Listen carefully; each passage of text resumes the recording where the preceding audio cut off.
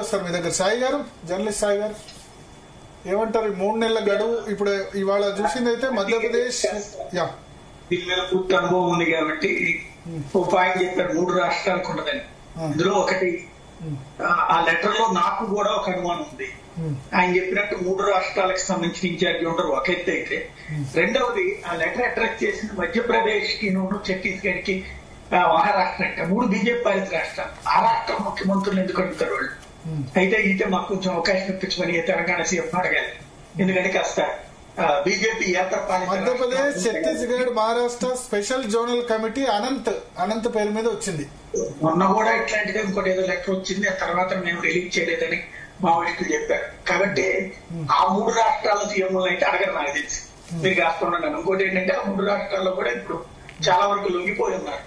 అయితే ఎవరైనా ఇప్పుడు దేశంలో లొంగిపోవాల్సిన నక్సలైట్లు ఎవరు లొంగిపోవాలనుకుంటే తెలంగాణలో లేకపోతే హిమాచల్ ప్రదేశ్, కర్ణాటక ముఖ్యమంత్రులు అడిగితే కొంచెం ప్రయోజనం. ఎందుకంటే ఇప్పుడు మిగతా రాష్ట్రాల్లో లొంగిపోయిన చోట్ల చూస్తే కనుక మనం వాళ్ళ ఆయుధాలతో లొంగిపోవాల్సి వచ్చింది, లేదా అరెస్ట్. ఇప్పుడు ఫర్ ఎగ్జాంపుల్ ఆంధ్రాలో జరిగినటువంటి ఏంటి, వాళ్ళు లొంగిపోవడానికి వస్తే అరెస్ట్ విధించారు, ఎన్కౌంటర్ చేశారు అనే ప్రచారం జరిగింది.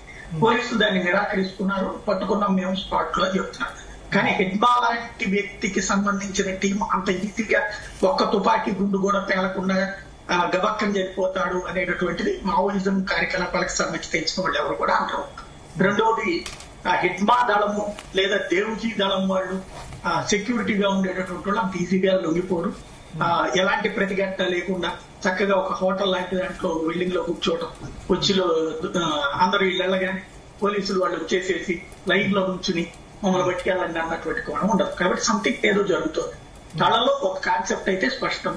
ఒకప్పుడు నిజం, తిండి, బట్ట, వసతి లాంటిది లేని రోజుల్లో మావోయిజం అనేటటువంటిది కాస్త గిరిజన ప్రాంతాల బాబుకి కారణమైంది. వీళ్ళు వీళ్ళ దగ్గర పెద్దవాళ్ళని కొట్టి పేదవాళ్ళకి పెట్టారు కాబట్టి వాళ్ళంటే ఒక గౌరవం వచ్చింది. అయితే కాలక్రమంలో గిరిజన ప్రాంతాలు నేను చూశాను, ఏజెన్సీలో తిరిగాను, అడవుల్లో నక్సల్ సెక్టర్ ఇలా ఎన్ని చూసాం. ఆ ప్రాంతాల్లో అప్పటికిప్పటికి తేడా ఏంటంటే ఇప్పుడు ఆ ప్రాంతాల్లో ఆర్థిక స్తోమత పెరిగింది, తిండి, బట్ట, వసతి లాంటి వాటికి గతంతో పోల్చుకుంటే మెరుగైన జీవనం ఉంది. దానికి తోడు ఈ ఏజెన్సీ ప్రాంతాల్లో ఈ గంజాయి స్మగ్లింగ్లు, అదే గంజాయి తయారీలు, దానికి అనుగుణమైనటువంటి పరిశ్రమలు లేకపోతే మైనింగ్లు జరుగుతుంటే మొదట్లో వ్యతిరేకించిన మావోయిస్టులు ఆ తర్వాత వాళ్ళని చూసి చూడనట్టు వదిలేయడం ప్రారంభించడంతో ఆ ప్రాంతంలో ఉపాధి అవకాశాలు వచ్చినాయి గిరిజనులకి. అదివరకు 30 రూపాయలు రోజుకి కూలితో నెలంతా బతకలేక పనస తొనలో ఒక రోజు తిని, పనస తొక్కలో ఒక రోజు తిని, ఆ పనస చెట్లతో పండించినటువంటి వాటితో తిని తీవ్రమైన అనారోగ్యం పాలై ఆ పైన వేల మంది ప్రాణాలు కోల్పోయినవి ఉన్నాయి ఇక ఏజెన్సీ ఏరియాలో. అలాంటి స్టేజ్ నుంచి మావోయిస్టులకి సంబంధించినటువంటి యాక్టివిటీస్ వల్లనన్న పోలీసులు కానీ ప్రభుత్వ యంత్రాంగాలు కానీ ఆ ప్రాంతాల్లో ఉపాధి అవకాశాలు పెంచడం ప్రారంభించారు. అదే సమయంలో ఇప్పుడు టూరిజం డెవలప్మెంట్ కావచ్చు, వీటన్నిటితో పాటుగా ఈ నేను చెప్పినట్టు మైనింగ్, గంజాయి లాంటి వాటిలో ఇవాళ 500 నుంచి 1000-1500 కూలీలు వస్తాయి వాళ్ళకి. కాబట్టి ఒక ఆర్థిక స్తోమత ఏర్పడ్డప్పుడు కడుపు నిండిన తర్వాత ఆరంభానికి కారణమైనటువంటి వాళ్ళు ఇప్పుడు కమ్యూనిస్టులు వాస్తవంగా చెప్పాలంటే సిద్ధాంతాన్ని నేను వ్యతిరేకిస్తాను, కానీ కమ్యూనిస్టు లేకపోతే ఈ దేశం పేదలు బతుకుంటే వాళ్ళు కాదేమో అనిపిస్తుంది. ఎందుకంటే పేదలకు సంబంధించినటువంటి జీవితాల్లో వాళ్ళు పోరాడినట్టు వాళ్ళు ఆనాడు తిండి, బట్ట, వస్తు కోసం పోరాడారు. దాని మీద అనేక ఉద్యమాలు చేశారని మనం జర్నలిస్టుగా కవర్ చేశాం.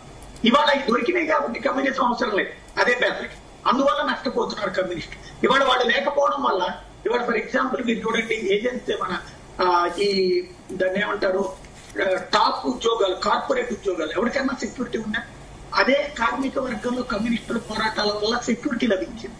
వాళ్ళని తీసేయాలంటే ఇంత జీతం కావాలి, ఇంత డబ్బులు ఇవ్వాలా, ఇన్ని నెలల ఇది ఇవ్వాలన్నప్పుడు వాళ్ళు లేకపోయేటప్పటికి ఇప్పుడు సాఫ్ట్వేర్ ఇంజనీర్ ఉన్నటువంటి పింక్ స్లిప్ అంటే పీక్ అవతల పడేస్తారు. ఎక్కడో మీడియాలో ఎంతమంది ఉద్యోగాలు ఎట్లా కష్టపడుతున్నారు. కాబట్టి వాళ్ళు లేని కష్టం ఈ రోజు సమాజానికి అర్థం కావట్లేదు. ఎందుకంటే ఈనాటి తరానికి కమ్యూనిస్టులకు సంబంధించినటువంటి ఆ పోరాటాల వ్యవహారం తెలియదు కాబట్టి. బట్ సైద్ధాంతికంగా అయితే భారతదేశానికి సంబంధించినటువంటి ఇష్యూస్ కమ్యూనిస్టులు లేబర్ లాస్ దాని వరకు ఉంటే పరిమితమయ్యేది. వాళ్ళు మతంలోకి వచ్చారు కదా. మతం అంటే ఏ మతం లేకుంటే పర్లేదు, కానీ హిందూ మతం మీదనే పడితే ఇంతవరకు అయితే కార్మిక చట్టాల వరకు ఓకే. వాళ్ళు మతం అంటే హిందూ మతం వ్యతిరేకం అంటే ఏ మతం లేదంటే అన్ని మతాలను వ్యతిరేకించాలి, ఒక హిందూ మతాన్ని వ్యతిరేకిస్తే అదే ప్రాబ్లం. ఇండియన్ మెంటాలిటీతో ఆలోచిస్తే బాగుంటది. అది మనం అది సుదీర్ఘ సబ్జెక్ట్. అయితే ఇక్కడ ఇవాళ ఇందులో చూస్తుంటే ఏంటంటే వాళ్ళకి టైం ఇవ్వడము జరగదు. అలాగే వీళ్ళు కాల్చడము తప్పదు. దాన్ని మనం మానవత్వము, మానవ హక్కులు, పౌర హక్కులు అంటే చచ్చిపోయిన పోలీసుకి పౌర హక్కులు ఉంటాయి, చచ్చిపోయిన సైన్యానికి పౌర హక్కులు, మానవ హక్కులు ఉంటాయి. వాళ్ళని చంపినప్పుడు వీళ్ళకి తెలియనప్పుడు, వీళ్ళని చంపినప్పుడు వాళ్ళ గురించి మాట్లాడుకోవడం అనవసరం. అదొక యుద్ధం నడుస్తుంది. ఆ యుద్ధంలో ఒక వర్గం మీద ఆయుధాల ఆధిపత్యం కోసం పోరాటం జరుగుతుంది. అట్లాంటప్పుడు దాంట్లో వీళ్ళది న్యాయం వాళ్ళది న్యాయం అని ఎవరి దోవన వాళ్ళు మనం వాళ్ళకి సపోర్ట్ వీళ్ళకి సపోర్ట్ అనేది అనవసరం. బేసిక్ గా ఆయుధం పట్టుకున్నటువంటి వాడు ఖచ్చితంగా రాజ్యానికి శత్రువే. రాజ్యాన్ని మేము సాధించాలి అనుకోవడం ఖచ్చితంగా ఆయుధాలతో అసాధ్యం. విశాలమైనటువంటి భారతదేశాన్ని ఆయుధంతో శాసించగలం అనుకోవడం అమాయకత్వం. కాకపోతే ఇవాళ ఆ లొంగిపోయినటువంటి వాళ్ళ కేసులు చూడండి, చిన్న పిల్లల కేసులు కనబడతారు ఎక్కువగా. మనకి యంగ్స్టర్ ఏజ్ లో ప్రతి ఒక్కళ్ళు మనం అందరం కమ్యూనిస్ట్ యంగ్ ఏజ్. ఎందుకంటే ప్రతి ఒక్కరికి కడుపు పండినప్పుడల్లా తిరగబడతాం, ఇంట్లో వాళ్ళ మీద గొడవ పడతాం, అందరితో గొడవ పడినప్పుడు అందరూ మనకు కమ్యూనిస్ట్.